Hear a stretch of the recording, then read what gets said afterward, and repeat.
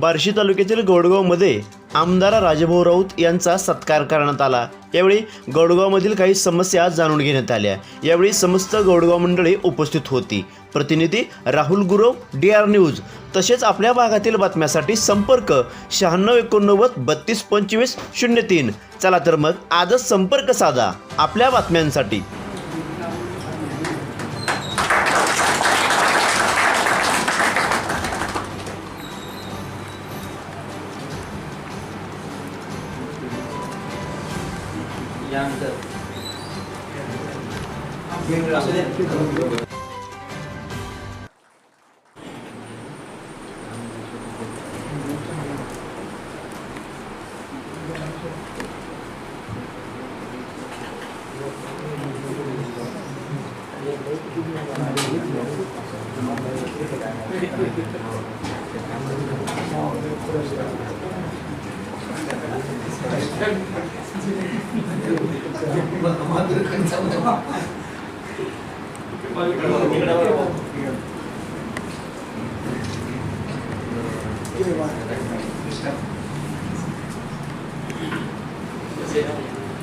यानंतर त्यांच्यासोबत आलेले आपले लक्ष्मण बापू सांगपाल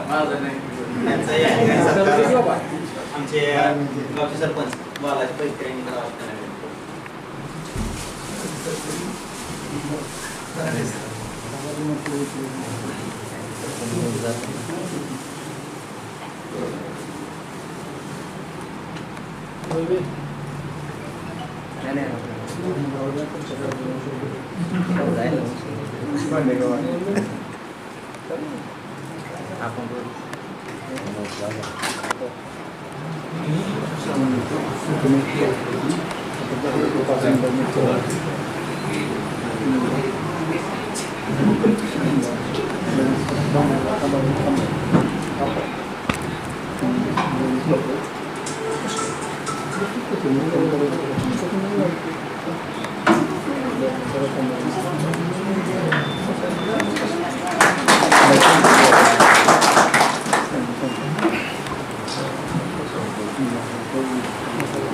यानंतर आपल्याला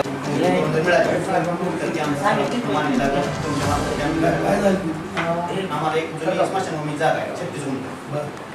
त्याचं काय त्या हस्तांतर कुठं आहे ते जागा कुठं आहे स्थानिक लोकांचा शेतकऱ्यांचा आहे ते ठिकाण असं परफेक्ट आम्ही सांगू शकत नाही आता ग्रामपंचायत उतार्यावर खाली स्मशानभूमी म्हणून त्याच्या मार्फत आम्ही मोजणी घेऊन त्यांनी काय सांगितलं तहसीलदार मार्फत जर केलं लवकर होईल म्हणून तहसीलदार मार्फत आम्ही अर्ज दिला त्यांना मोजणी अर्ज दिलाय त्यांचा फक्त कॉपी चालू आमच्याकडून थोडा विलंब लागायला मी थोडं त्यांना हे करून आमची मोजणी जर झाली तर त्या ठिकाणी आम्ही तुमच्याकडे परत येणार त्या स्मशानभूमीच्यासाठी थोडा निधी द्या मग आम्ही ती व्यवस्थित करून घेऊ। तो विषय कसा व्हायलाय बापू तिकडून आलं एखादी इतर दुर्घटना घडलेली असते किंवा एखाद्याला शब्दांनी व्हायला आले त्या ठिकाणी माघारी जाताना म्हणणार काय तुझ्या गावची स्मशानभूमी आहे जायला रस्ता नाही म्हणजे तीच बोलते तर आणि त्यांना सांगितली मध्ये तुम्ही बघायचं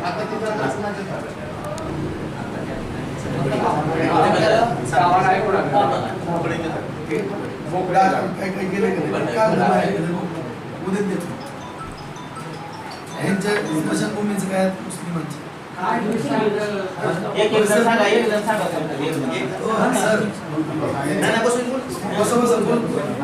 काय विषय झालाय काय अडचण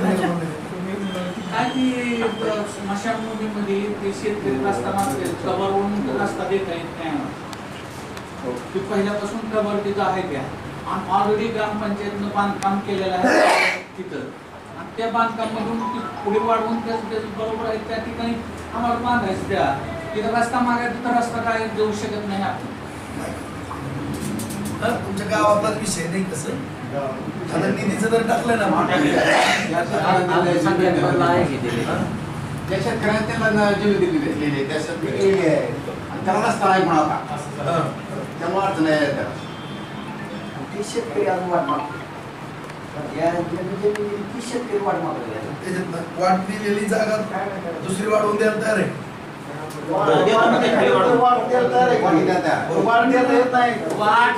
तुम्ही त्या ग्राउंड मध्ये पोझिशन बघा कव्हरवरून कुणाच्या जाता येत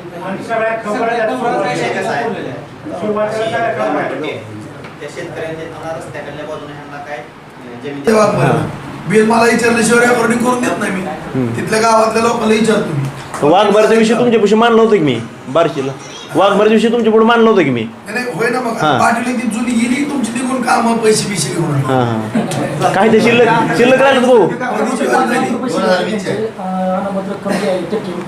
बरं ते फक्त जिल्हा परिषदेकडे शिल्लक आहे 5 लाख. त्याच्यात आपण आणि करावं शिल्लक राहिलेलं पेमेंट काहीतरी दुसरं काय विषय त्याच्यामध्ये की ग्रामपंचायतीनं सदरची पाईपलाईन हे हस्तांतरित केलेलीच नाही अजून हस्तांतरित न करता संबंधित अधिकाऱ्याने सर्व बिल दिली हां हे असा विषय आहे. काही शिल्लक ठेवले हां ठेवलं थोडं 5 लाख रुपये. तेवढ्यात होतं का नीट? नाही होत 5 लाख रुपये. 5 लाख किती खर्च येतं त्या पाईपलाईनला भरपूर येईल की भाऊ 20 तरी याला पण नवीनच करायची म्हणून हां जुनी आहे नाही खराब एवढ्यात होणार नाही सगळी पूर्ण पाईपलाईन भाऊ अरे बाबा याचं एस्टिमेट किती होईल आणखी हां, हां. नवीनच करायची म्हणून सगळी हां हां म्हणजे 20 लाख काय त्याला ती जर हाय प्रेशर जर बसवायची म्हणलं तर कमीत कमी 25 लागतील बघा भाऊ मंजुरी देतो परत तर नीट करा म्हणा हां ती पाईप जी आहे का भाऊ प्रेशर मशीन बसवायला पाहिजे होतं ते पाईप आहे का बसवताना प्रेशर मशीन बसवायला पाहिजे होतं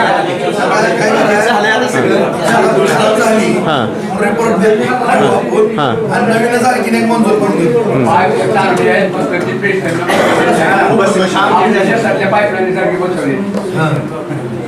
ठीक आहे एकदा पाठवतो नसेल तर मग नवीन नाही कधी